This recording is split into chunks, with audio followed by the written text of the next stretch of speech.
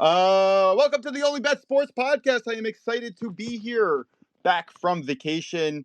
Got a very nice slate to go get into. Waiting for Drew to come on in so that we can talk baseball. But it is Paul Skeens Day today, and nothing makes me happier than a Paul Skeens Day. Very excited to get into it. I have two plays on the day in this game specifically.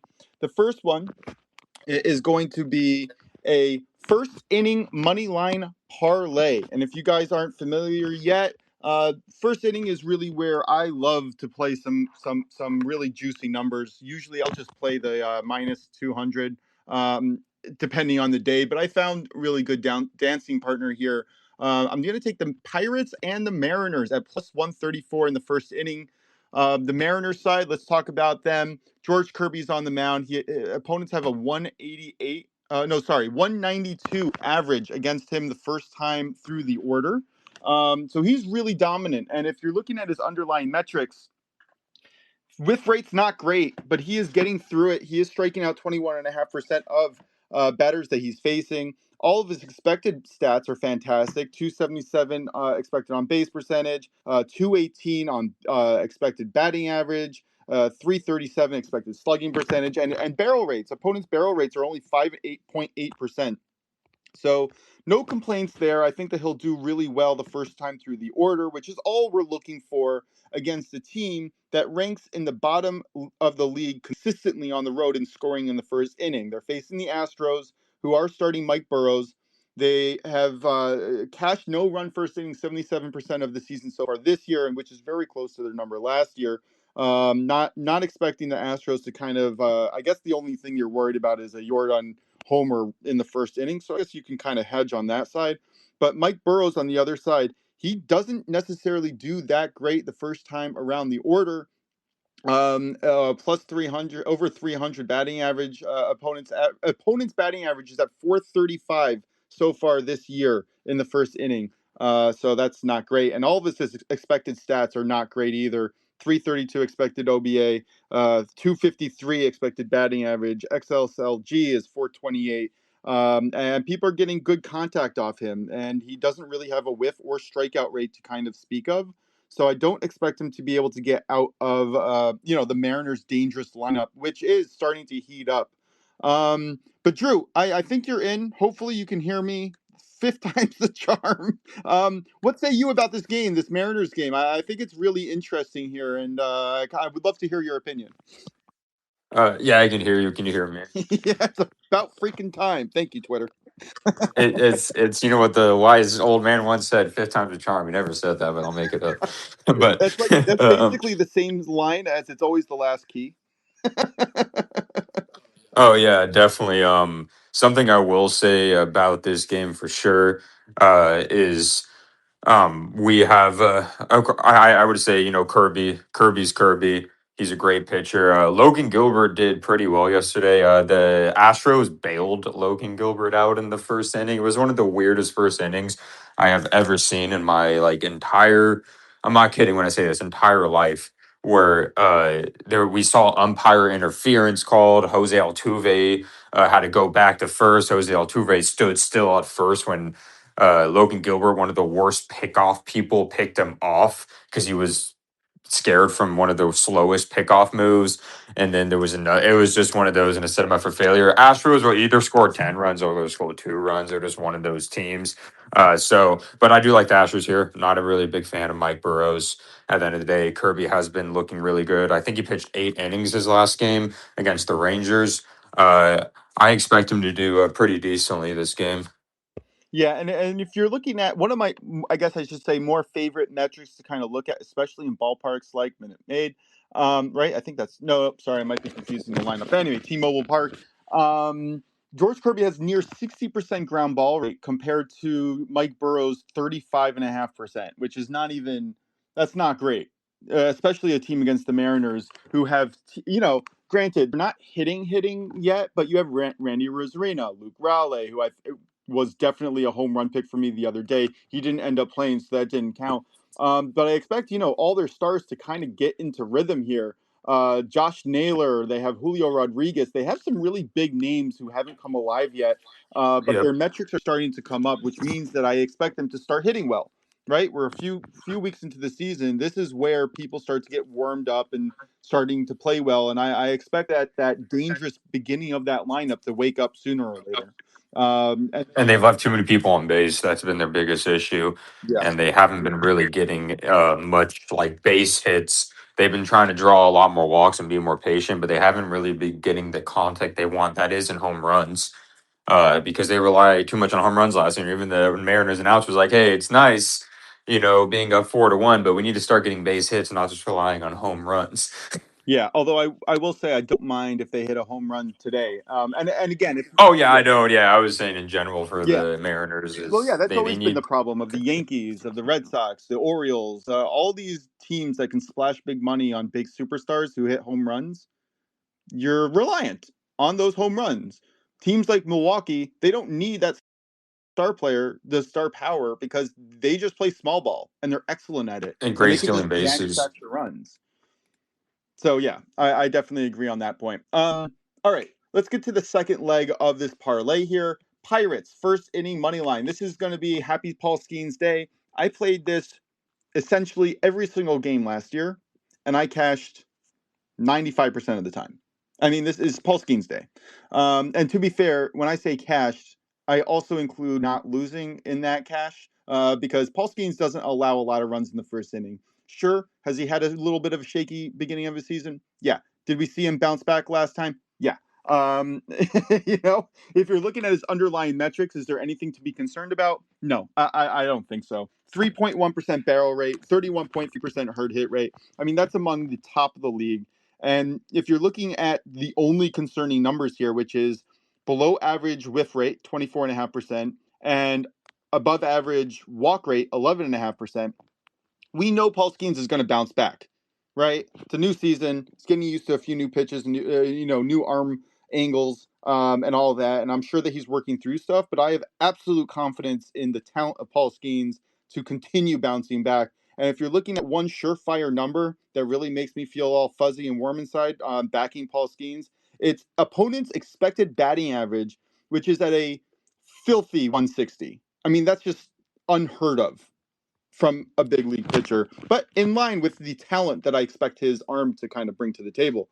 I mean, opponents in the first inning aren't hitting. For opponents in the first 3 to 5 innings aren't hitting him. I very much expect, unless it's like a mistake pitch and somehow the Nats are able, James Wood or something is able to jump on it. I don't expect him to score early here. And on the other side, Cade Cavalli, he does significantly worse in the beginning of the game than he does later in the game.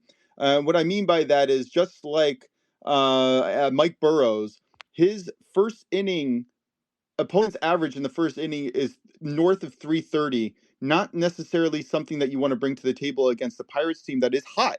They're hitting really well. I think they're eighth in runs scored per game here. The caveat to that, though, we'll get to that in a second. Yeah, you know what? Just run into it. The caveat to that is at home, the first 5 innings they have not been hitting as well as they do on the road. Not necessarily sure why that is. Last year was actually a very similar trend. They're just averaging 2.33 runs per game. But anyway, I do like the Pirates to score early. I don't necessarily like to score a crazy amount. But yeah, Cade Cavalli, when he starts these games, he does struggle with walks, contact. People are able to take advantage of him. As the game gets rolling, though, he's really able to induce weak contact, and that has helped him get better as he faces more at bats, essentially. So I really do like the Pirates in the first inning money line, parlay with the Mariners first inning money line, but I also like the Nats Pirates first 5 under 4.5. Burrows, sorry, not Burrows, Cavalli has given up 5 runs in his first appearance this year, but since then has only given up 3 total runs in 11 innings. So I do like him to be able to shut down the Pirates. He does have a 50% ground ball rate, which should definitely help in this extreme weather that we're having. 14 miles per hour wind blowing out to left. But yeah, I like him to have a good day overall, just hopefully not necessarily in the first inning. And then again, Paul Skeens is Paul Skeens. How do you see this game kind of going out here today? Yeah, I like the Paul Skeens, what you did for like the first inning push, for that, slash it. Yeah, if it's tied, you just get your money back. If it's not, the one, of course, caveat is the Nationals are the one of the best teams in the league at scoring runs in the first inning, but also Paul Skeens, his last two starts has only given up 2 runs in general his last 11.1 innings, which is really good. None of them, of course, in the first inning, besides that Mets, disaster that he had his first start. I don't think the Nationals pitching is personally good, besides probably Zach Littell in general. Cade Cavalli was pretty decent last year, but yeah, he has given up 2 runs this year, and of course, 3 starts already. In the first inning, and the Pirates. Something about the Pirates I will say is they're another really good team, like last year, at scoring runs in the first inning. I will say the last time they played on the road, which we just saw, was the Cubs series. That they ended up winning the series. The first 2 games were wind blowing in very heavy, so it's kind of hard to score runs in general. But I do like this Pirates team in Nationals ballpark, which is not really a pitcher friendly park. Oh wait, is it in the Nationals ballpark or is it at Pirates? Oh, it's in Pittsburgh, which is Oh, it's in Pittsburgh. Yeah, okay. Pittsburgh's a very pitcher friendly park. But where it's pitcher friendly is that it's hard to allow home runs, but it is very possible to get gappers, as we saw before. So yeah, I do like that. I think the Pirates end up winning this game, personally, but I think it's going to be like lower scoring. But I can see the Pirates hitting like probably a home run off Cavalli in the first inning or something like that. They do have power there that can negate the PNC Park factor, especially like we see it with Brandon Lowe. I think Connor Griffin will develop that power. Depends where they bat O'Neill Cruz, who has been absolutely raking and playing a better center field. That guy has been insane, and he's been a lot well, more it's hard patient to at the play plate. worse. Yeah. Just, I mean, I know he's on a 10-game hitting streak and hitting the crap out of the ball, and he's doing amazing. But I mean, you couldn't play worse defense to start the year. Sorry, go on. Oh yeah, no, I know, but I watched some of the Cubs series and he looked a little better. I think they should still move him back to the infield or a DH. Like I always put, of course, part of the blame on the manager for not changing him, but I will say his hitting is very plus right now, and he's very patient in play. He's not striking out as much swinging wise. He's more striking out looking, which is what you want to see. So I do like the Pirates to win this game, and I can see it being low scoring as well. Yeah, we're in the same boat there. I did kind of want to maybe play around with like a 1-0 or 2-0 Pirates first 3 or first 5 exacta, but I don't know. We'll get to that maybe later in the year once I'm more confident in my models and understanding the teams a bit better. All right, so I went through my first 2 plays of the day. Do you have any other games that you want to look at? Any other plays? I know that you've been really successful with your out props, and there's some really interesting opportunities on the board. I must say there was some I was tempted in, but I'm going to leave it to you. Where do you want to go on the slate next? Yeah, so I'll skip. I have a couple plays. I'll skip forward to the 9 one because it's my favorite play. So I got, and of course I'll add something else because I got 100% boost on Fanatics where I can bring this -175 play to like +110. But it's what is it? Texas Rangers. And honestly, you could honestly take the juice with any kind of boost someone has. Eovaldi is at 18.5 outs. I know I did his under 17.5 outs for plus money last time, and he barely got the over on that. I believe when he was pitching, I believe it was against the Mariners, and he barely got the jams, left him in. But Eovaldi is going to be facing a red hot A's team. I think one of the reasons is it's like this personally, the 18.5 outs, because the A's are really a swing happy team, and they're basically hit to contact, right? They don't they are willing, they've been drawing more walks, but if they see stuffs in the strike zone, they'll hit it. If you hit it quicker, if it goes to a fielder, then you have quicker outings in that case. But if it doesn't, in that case, and the A's are like second, I think, in the AL, even MLB, in runs scored. If it doesn't, then you can hit a pitch out of the game. We saw what they did to Kodai Senga, right? They completely knocked Kodai Senga out of the game against Freddie Peralta. He went 6 innings, but 100 pitches. And I think Freddie Peralta is a better pitcher than Nathan Eovaldi. And then we saw them, get David Peterson out of the game before he could do much, and then Nolan. That was against the Diamondbacks for Nolan McLean, but I like this under 18.5 for Eovaldi. I don't think, like I said, he's the same pitcher he was beforehand. I think they're over exaggerating his last start that he had, and I like his under 18.5. It's minus 175. If you guys don't have any kind of boost to at least bring it to like minus 130 ish or something. I have another one that you can add it with.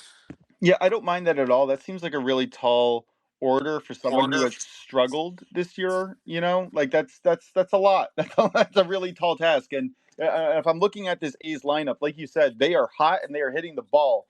They have six starting players in their lineup who are all hitting over 45, 42% hard hit rate, which is just incredible. They have three players who are hitting over 50% a hard hit rate, which is unbelievable. Max Muncy is a great addition there. Nick Hertz, Shea Langoliers. I mean, they have a solid team, and if Eovaldi can't get his strikeouts going, he's going to have a very rough day. I really do like that. What's your parlay piece potentially with this one? Yeah, definitely. Since I was able to get the boost, I'll add a parlay piece for that one. For people that don't have the boost and I really like it, we'll go to the Dodgers game. I think it's starting around the same time. Yeah, about 30 minutes after that game. We'll go to let me see. Yeah, still there. Justin Robletsky. He is so what Dave Roberts wanted to do. He's doing a 6-man rotation to keep his pitchers fresh, which is very smart because what he wants is he wants his pitching rotation, right, to be able. He wants his certain pitchers, like he wants Shohei to be able to go 6 innings every time, Glass now to be able to go 6 innings every time. You know, of course, he has Emmett Sheehan and he has Roki Sasaki, right? He's basically trying to, and then when Snell comes back. So he added Roblowski, who was, he started beginning of the last year, but then he was mainly a reliever all the way, and he just had 2 starts. They allowed him to pick 60 pitches, and then the last game against the Blue Jays was like 75. He'll probably be limited around 75 to 80 pitches because it's hard to transition from the bullpen and do a full workload. I know the Mets offensively have been struggling, but something the Mets have been doing, though, I will say, is they hit better on the road. They don't like hitting at their stadium. And I expect him to get him out of this game before he reaches 6th inning. Not saying that he's not going to do well, kind of like the Blue Jays game. They worked up his pitch count. The Roberts didn't want to bring him in the 6th inning, and they used the bullpen as well. So I like to pair it with his under 50.5 at minus Yeah, 180. I like that. And you're taking a look, and I think you're spot on in terms of taking the Mets on the road. On the road, in the first 5 innings, they're averaging 2.57 runs per game. At home, that number drops to 1.89. I think this is a really sharp look. And you're getting 13 miles per hour wind blowing out in like the third best home run hitting stadium. This could Yep. be a rough game for both of these pitchers. I think David Peterson can also struggle against a really contact heavy Dodgers team. So yeah, I like runs all over. I definitely like the under on the outs for both of these pitchers.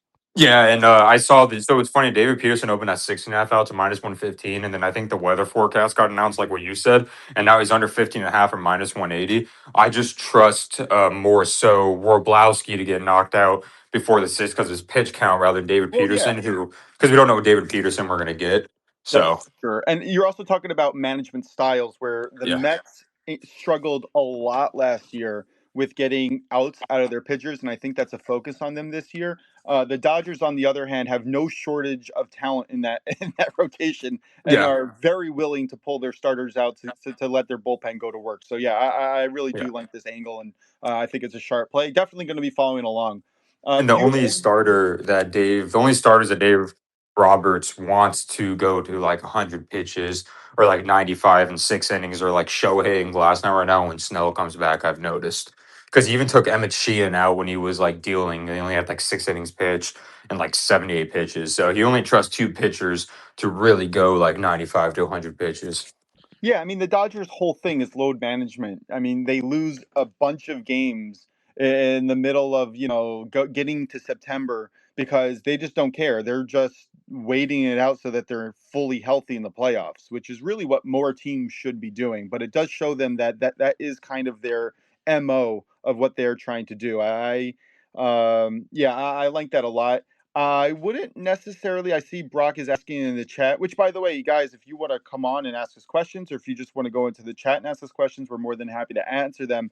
But I guess I'll pass it to you, Drew. What do you feel about under 14.5 outs boosted to 202 on FanDuel? Yeah, what do you Oh, think about that one?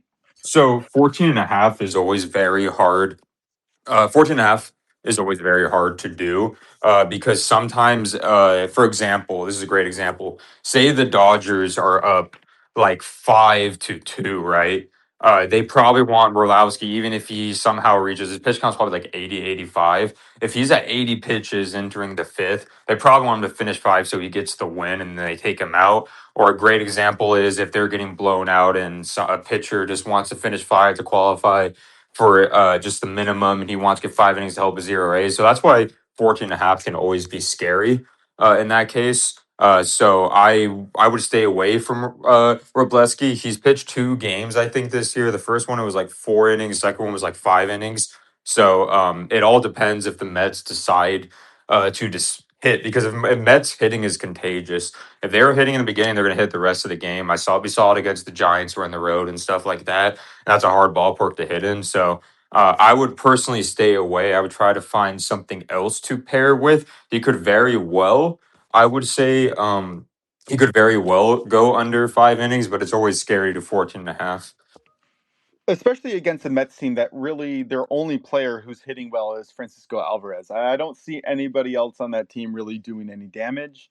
Yeah, I might lay off on that side. I would maybe look. I like the Pirates game, honestly. I did a lot of research into that. That's where I chose to spend my capital. But yeah. Anyway, what else is on your slate, brother?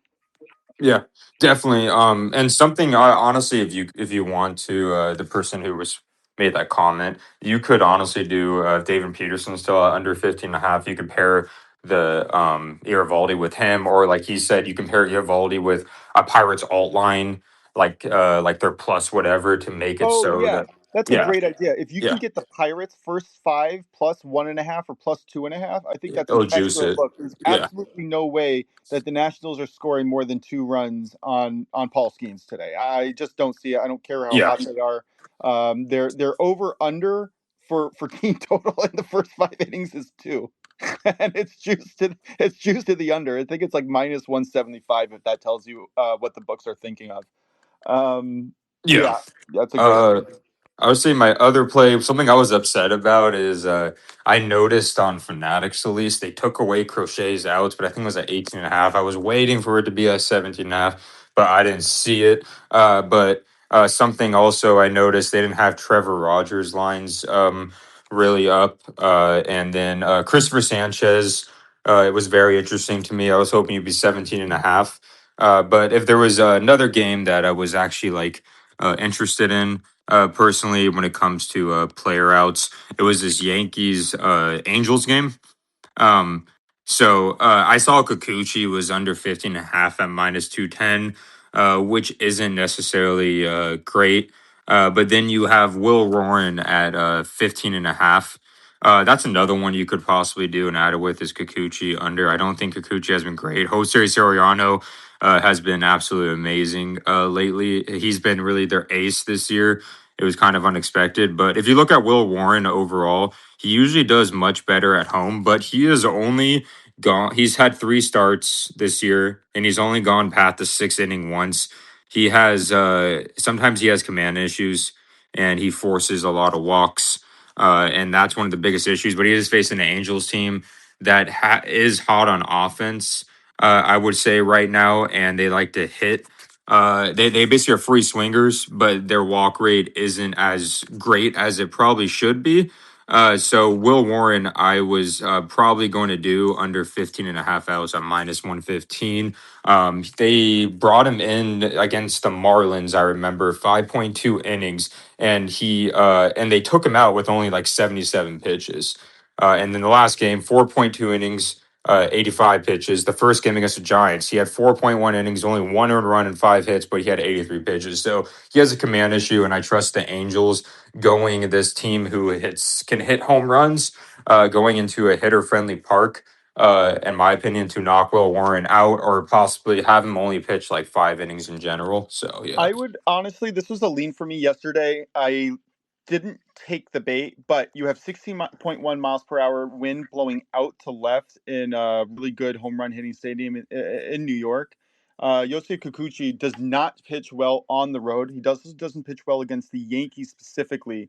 Last year, actually, last year he did pretty well, but the last 2 years he did not do well against the Yankees. But on the road last year, he had a 5.04 ERA. This year, it's already at 6.30 something. Yeah, he has not been Um, good. he has not been good on the road. And Will Warren, on the other hand, I do not necessarily like him so much. Yeah, one of my He's got a friends lot of who's a Yankees potential. fan doesn't like him either. Like it's fun watching. You never know what you're going to get, but I think that someone like Schlittler probably has more long-term value. I might say I would lean on the over here. I wouldn't touch a pitcher's prop one way or the other, although I do lean under like you do. And something I will say, since Kikuchi is under 15.5 and minus 210 for me, and that's too much juice. If you guys can find him at under 14.5 or plus money, I would definitely sprinkle on that because I don't think he finishes 5 innings against the Yankees. It's just, I just see under 15.5, if that makes sense. But if you see under 14.5 at like plus 130, I of course wouldn't put like really a full unit or even a half a unit, like 0.25 or something, because I don't think that he will finish 5 innings. Just under 15.5 and minus 210 is a little too much for me. So I think this is an under game for both pitchers because one of the main reasons is right. Because so something I will say, because what you said was a great point, is if you just look at these pitchers in general. Kikuchi, right? He is a left-handed pitcher, right? So Yankees are going to bring the right-handed lineup because that's what Boone likes to do.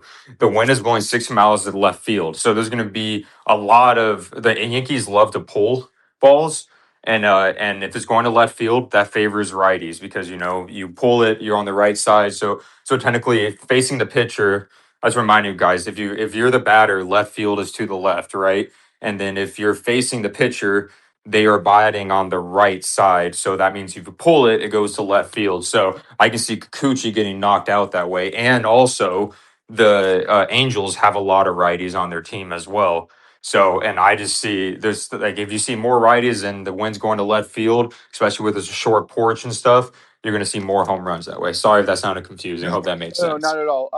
And then along the same lines, what you want to look out for at the beginning of this game is how well both teams are striking out the opponents. If Kikuchi is getting his strikeout game going against the Yankees could have a very long night. That is the Yankees' weakness traditionally, and that is really Kikuchi's biggest strength. Both pitchers are letting up really hard hit rates at 45.5% or up. So whoever is getting hit early and not being able to utilize their strikeouts, that's who's going to struggle on the long end of this. All right. Any other games before we get into our home run sprinkles? I do have an NHL game that I want to get to, and then we can kind of circle back to baseball if we just want to like talk about the rest of the games, depending on time, obviously. Yeah, I don't have any more games, but I do have to get going here. But I can say my best bets if you want. I didn't have anything for NHL and NBA. Oh yeah, no problem. Do you have a home run Oh sprinkle? And yeah, then we can give oh the yeah, best bets at the definitely, end. definitely have a home run sprinkle. Of course, it wouldn't be fun if I just said Aaron Judge for plus 205, but but actually, I would say home run sprinkle of the day. I think it's around plus 400. If I say plus 390, Fanatics odds are usually worse. I think DK is probably better, and so is FanDuel. But Paul Goldschmidt, he's facing a lefty in Kikuchi. Paul Goldschmidt absolutely rakes lefty, as we know for his career. I believe Boone's going to put him in after having some days off because he usually likes to put him in against a lefty. I know he didn't the last time against lefty, and Paul wasn't as happy with that. So Paul Goldschmidt, I think it's around plus 400. That's hilarious because my first look of the day was actually his counterpart at first base. Um, Let me give Prince's home run pick of the day. Jorge Soler plus 422. He is on the Angels. Love it. Sorry, not on the Angels. Yes, he is on the Yes. Angels. He is facing Will Warren, who has struggled traditionally with home runs, getting a great home run ballpark. Looking at what he's able to do in batted balls, he's head and shoulders beyond most people. His hard hit rate's going up right now. It's average 38.9%. His barrel rate is really what I am impressed by, 13.9%. And I think that he's heating up at the right time. And as our boy Buckets, he says, Soler to go the yard. I absolutely love that at plus 420. Sorry, I cut you off. What were you saying? Oh, I was just saying, yeah. I was saying yes to the Soler on the Angels thing, and also I like Soler a lot today. He's been he's still appealing his suspension, so he's going to probably want to hit as well as he can. Yeah, yeah. Motivation is a solid spot, especially when you're hitting home runs and just trying to smack the cover off the ball. I am going in a different direction here. I wanted to go into Philadelphia. I'm here in Philadelphia. It's mid 70s. You have wind blowing out. I think this is a great opportunity against Javier Assad, who could struggle a little bit with home runs. But Adolis Garcia at plus 425. I know that he hasn't really been hitting lately. It has not been pretty at all. He only has one hit in the last 5 games, but his underlying metrics show that he is actually due to bounce back sooner or later. And you're looking at his hard hit rate, it's at 47.4%. And again, great hitting conditions, 13 miles per hour blowing out in the fifth best home run ballpark. Gotta take it. I gotta take it. I think there was just way too much value left on the board here. I think this number should be closer to plus 300. And again, Adolis Garcia is one of those people who, once he starts hitting home runs, he's going to hit a few of them in a row. And I kind of expect that to start tonight. The last piece that really kind of did it for me was the 13.2% barrel rate, hard hit rate, barrel rate. Everything's looking up for this man. He's definitely going to start smacking the ball sooner or later. How do you feel about that one, brother? Oh, who did you say again? Adolis I heard. Garcia. Oh yeah, I remember. Yeah, yeah, I know. I like Adolis Garcia He has been a lot. so Yeah.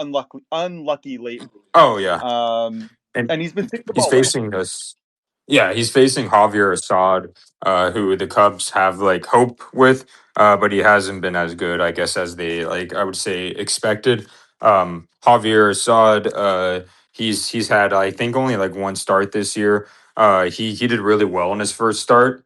I would say last year he only started like 7 games, but he's of course a hittable pitcher. Like he was good last year. I would say I don't think I should say he hasn't been as good.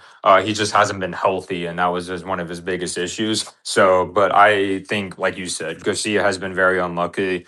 We've seen very unlucky stuff, especially yesterday with like Matt Olson barely missing a home run, Ben Rice weird double he had. So, Garcia has power where there shouldn't be a doubt for one of those lucky things. If he gets a hang of one, his forearms are the size of people's biceps, so he should be able to get one out of there.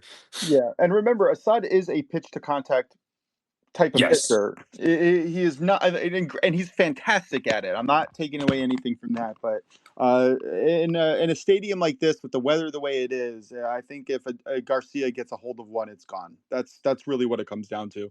And I think that having Harper and Schwarber in the lineup takes a lot of pressure off of him, where he should start to shine sooner or later. All right, give me your best bet so I can let you get out of here. I know that you got to run, and then I can kind of carry on. Unless there's any other baseball games you want to take care of while we're here. No, yeah, that should be it. 'Cause I know it's a little bit of a shorter slate in general. Some teams have the day off in that regards. But yeah, my best bets of the day are Will Warren under 15 and a half outs, under 15 and a half outs at minus 115. And then I guess Nathan Eovaldi under 15 and a half outs at minus 175. And then you can either pair it if you can get Robletsky for the Dodgers at under 15 and a half, or you can pair it, like you said, the Pirates first 5 plus 1.5 because of Paul Skeens Day. So yeah. I really love those. Send those plays to me if you can, including your home run play, so that I can get them on that recap screen as soon as I Oh can. yeah, Paul Goldschmidt. Yep. Yeah, Paul's Yep. good too. Sure. Yeah. It's a solid look. All right, yeah, let's get into the NHL. Just have one play here. Not going to go too crazy into it. And by the way, Michael or Brock or Jay, if you guys want to jump in, you're more than welcome to either ask us questions, jump into the chat, or just jump onto the podcast itself. But I'm going to take the Carolina Hurricanes against Philly here. You're getting a money line price at minus 110. They rested key pieces on Saturday as opposed to Philly, who went all out on a 7-1 victory. They're creating much more dangerous shot opportunities. They have a better defense. They have the better goaltending. I wish I grabbed this at plus 100 where the line started out on, but I think that the line is moving correctly towards Carolina away from Philadelphia, and I'm going to jump in on that while it's here. I think that's a fantastic price. I wish I had Drew to kind of bounce off of to hear his thoughts on that. But that's it showed significant value on my model, and I tend to agree at looking at all the metrics across the board. All right. Well, I think that's going to be all the plays for today. If there's any specific game that you guys want to ask about or talk about, I'm happy to go through it. There was a number of games that I was interested in. And again, the weather today is crazy. You have like 10, 15 miles per hour wind blowing out in almost every single stadium except for Boston. Well, not in Boston, but in Boston's game. In Minnesota there. The only reason why I didn't want to go into an under in the Boston Minnesota game is because rain delays tend to make those games a little bit weird. Combined with the fact that both teams' offenses are good and neither pitcher, Bailey Ober or Garrett Crochet, has really been lights out yet. Obviously, Crochet is one of the premier pitchers in the entire league. And Ober can certainly get there at times, but there was just enough variance where I didn't really want to lay into it. Yuri Perez versus Holmes, Grant Holmes. That was an interesting one. Marlins versus Braves.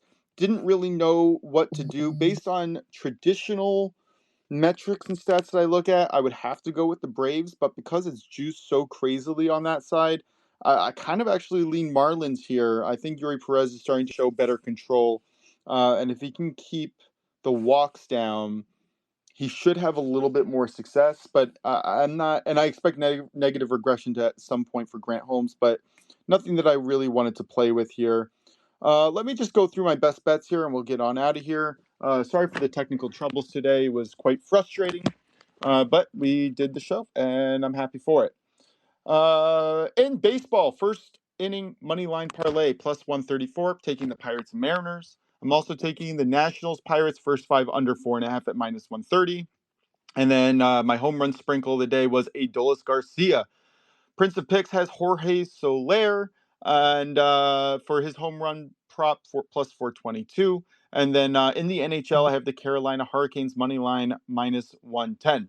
All right. Thank you guys for tuning in. I appreciate all the time and effort that you put in on us as much as we put in the time and effort for you guys. Please like us on Spotify, on Apple Podcasts, or YouTube. We're really everywhere, and we really want the show to grow. If you know anybody who wants to be on the show, we are looking for a co-host or two, potentially either on a rotating basis, once a week or twice a week, or possibly permanently. But definitely reach out and talk to us. We're open. We're having fun. All right. Have a great week, guys. Can't wait to get into it. All the best.